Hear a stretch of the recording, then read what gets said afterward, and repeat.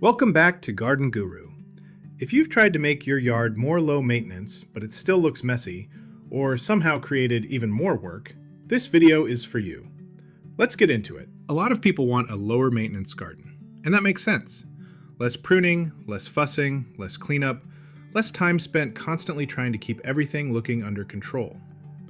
But one of the biggest mistakes homeowners make is assuming that low maintenance automatically means the yard will look clean, simple, and easy. A lot of the time, the opposite happens. The yard still looks rough, sparse, or messy, and now it may even create more work than expected. So in this video, I'm counting down the biggest low-maintenance garden mistakes that create more work and still look messy. Oh, and stick around, because near the end I'll give you a quick, low-maintenance check you can use to tell whether your yard is actually getting easier or whether it just looks simpler on paper. Number 8. Ignoring edges. One of the fastest ways to make a low-maintenance garden look messy is ignoring the edges. This is such a common mistake because people assume that if the plants are easy and the bed is simple, the edge will somehow take care of itself, but it usually doesn't. If the line between lawn and bed feels weak, vague, or inconsistent, the whole area starts to look rough very quickly.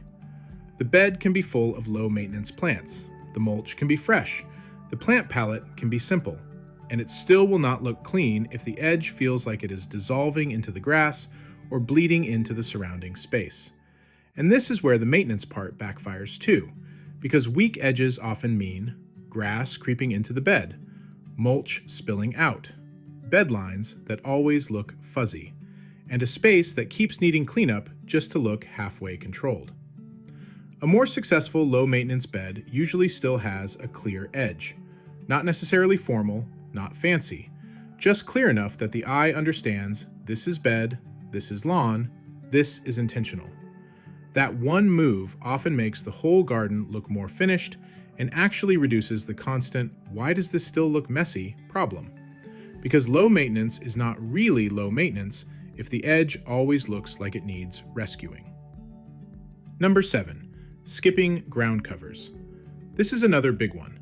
A lot of homeowners simplify a bed and assume that mulch alone will do the job. And mulch definitely has a role. But if you skip the ground layer completely, the bed often ends up looking sparse, exposed, and unfinished. That is part of the visual problem. The other problem is practical, because open mulch and bare soil usually leave more room for weeds, visual emptiness, splashy gaps between plants, and a bed that still feels like it is not really filled in. Ground covers are often what help a bed feel settled. They help connect the bigger plants. They soften the open gaps. They reduce the feeling that everything is floating in mulch. And in many cases, they also help reduce the very maintenance pressure people were trying to avoid in the first place. That does not mean every bed needs to be packed tightly, and it does not mean you need aggressive spreading plants everywhere. But a low-maintenance garden usually works better when there is some kind of lower layer helping knit the bed together. Because if the bed has no ground layer at all, it often looks unfinished now and creates more weed space later. And that is not a very good trade. Number 6. Using too many different low-maintenance plants. This is where a lot of easy care gardens start to go sideways visually.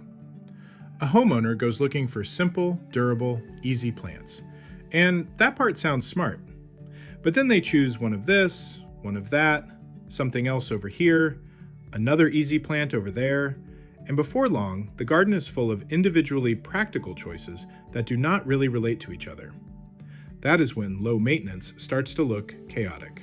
Because easy care is not the same thing as visually compatible, a group of tough plants can still create a messy-looking yard if the forms don't relate, the heights don't make sense together, the colors bounce all over the place, and nothing repeats enough to feel intentional. This is especially common in gardens built around nursery tags instead of a planting idea. People shop for easy, but they don't always shop for rhythm, grouping, repetition, or how the whole bed will read together. A better low-maintenance garden usually uses fewer plant types more confidently. That does not mean boring, it just means more discipline. because once the yard starts doing too many different visual things at once, it can still look messy even if every plant in it is technically easy to care for. Number 5. Planting without repetition. This one is closely related, but important enough to stand on its own. Repetition is one of the easiest ways to make a simple garden look intentional. And it matters even more in low-maintenance gardens, because simpler plant palettes usually need stronger visual rhythm to avoid looking random. When a bed has no repetition, the eye has nothing to recognize. Everything feels separate. Everything feels one-off. Everything feels like an isolated choice. That is when the yard starts to look improvised instead of designed. And once a yard feels improvised, it often invites more tinkering, more moving things around, more trying to fill awkward gaps, more adding just one more plant, more little corrections that gradually create more work. A repeated planting rhythm often solves a lot of that. That could mean repeating the same shrub in a few places, repeating a low plant along a bed edge, repeating one grass or perennial grouping through the layout, or echoing the same form again and again. That rhythm is part of what makes a simple garden feel calm instead of under-designed, because low maintenance should not mean random. And repetition is one of the best ways to keep a simplified yard from drifting into visual mess. Hey guys, real quick, I wanted to let you know about a free flower bed clarity guide I created for you. If you go to the link below, you can download it for free and hopefully get a little more clarity with your flower bed planting. It's 100% free, and I'll be creating more in the near future for you as well. It's all part of my mission to help us all keep learning, keep growing, and keep getting our hands dirty. I hope it helps. As always, thanks for watching, and now back to the video. Number 4. Relying on gravel without enough structure. Gravel is one of those materials people reach for when they want easy care. And sometimes it can absolutely play a useful role. But gravel is not a design on its own. That is the problem. A lot of people remove plants, reduce beds, or simplify an area by spreading gravel and assuming the space will now feel cleaner and easier. But if there is not enough structure around it, the result often feels harsh, empty, unfinished, or strangely messy in a very dry, exposed kind of way. And gravel creates its own kind of maintenance too. Leaves fall into it, debris collects in it, weeds still show up, edges still need to be managed. And without enough planting or visual anchors, the whole space can feel like it is waiting for something. A better low-maintenance gravel area usually still has stronger planting structure, repeated forms, one or two anchor moments, clearer edges, and enough rhythm that the gravel feels like support, not the whole design idea. That is the difference. Because gravel can reduce some types of upkeep, but gravel by itself does not automatically make a garden feel finished, clean, or easy to live with. Number 3. Choosing plants that need constant shaping to look good. This is one of the sneakiest low-maintenance mistakes. A plant may be sold as durable, easy, drought-tolerant, or tough. But if it only looks tidy when you keep cutting it back, shaping it, or correcting its habit, that is not really low maintenance in the way most homeowners mean it. A lot of yards run into this problem with shrubs especially. A plant might technically survive just fine, but visually it gets floppy, oversized, shaggy, awkwardly wide, or top-heavy. So now the homeowner is constantly trimming it just to keep it looking like it belongs there. That is hidden maintenance. And over time, that becomes frustrating because the plant is not really working with the space. It is being forced into the space. A better low-maintenance garden usually uses plants whose natural habit already fits the role they are being asked to play. That means less correction pruning, emergency shaping, trying to shrink something every year, and wondering why the easy shrub never actually feels easy. Because a plant is not truly low maintenance if it only behaves when you keep disciplining it. Number 2. Choosing easy care plants without thinking about mature size. This is one of the biggest long-term mistakes in low maintenance design.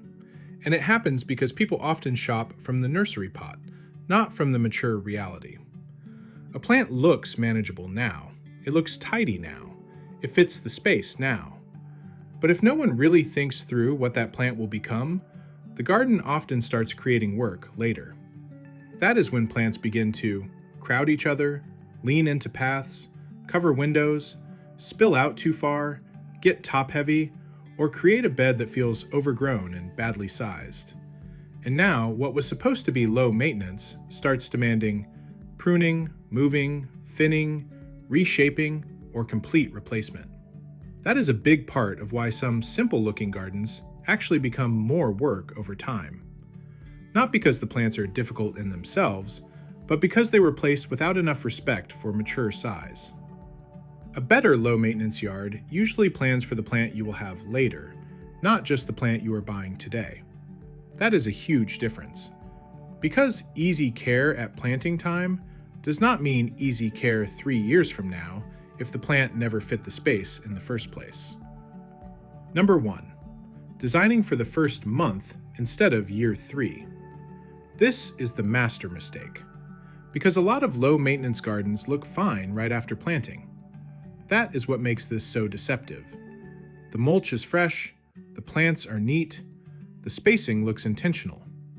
Everything feels clean and simplified. But that first month look does not tell you how the garden is actually going to behave. And that is where the real maintenance story begins. By year 3, the problems usually show up. The plants that stayed too small and left gaps. The plants that got too big and started crowding each other. The edges that softened into mess.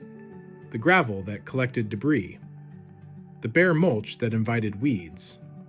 The easy shrubs that now need constant correction. The simple palette that never really came together visually. This is why the first month mindset causes so many low-maintenance backfires. The garden was designed for the install day, not for the way it would actually fill in, spread, grow, settle, and age. A truly low-maintenance garden has to work later. It has to make sense when the plants mature. It has to still feel intentional once the gaps close in. It has to still look good without needing endless correction. That is why this is the biggest mistake of all. Because a garden is not truly low maintenance if it only works the month you plant it. So if you want a lower maintenance garden that still looks good, here are a few questions worth asking. Are the edges clear enough to stay tidy? Does the bed have enough ground layer to feel finished and help suppress weeds? Are there too many different plant types doing too many different things? Is anything repeating enough to create rhythm? Is gravel supporting the design or replacing it? Are the plants naturally suited to the space without constant shaping? Have you thought about mature size, not just nursery size? And most importantly, are you designing for how this will look in year 3, not just the first month? Those questions matter because they shift your thinking away from what seems easiest right now and toward a much more useful question: what will actually stay easier and still look good over time? That is usually where the real improvement begins. And here is that quick, low-maintenance check I mentioned at the beginning. If you can answer these 3 questions clearly, your garden is much more likely to become easier over time without looking rough. 1.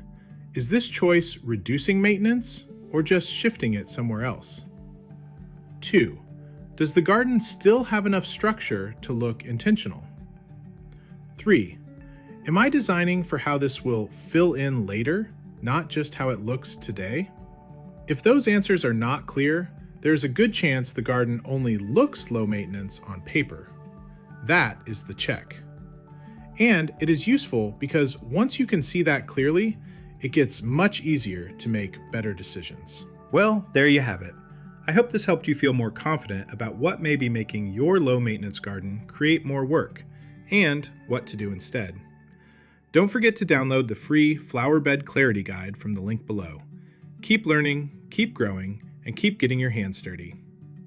Be sure to like this video, subscribe to Garden Guru, and I'll see you in the next one.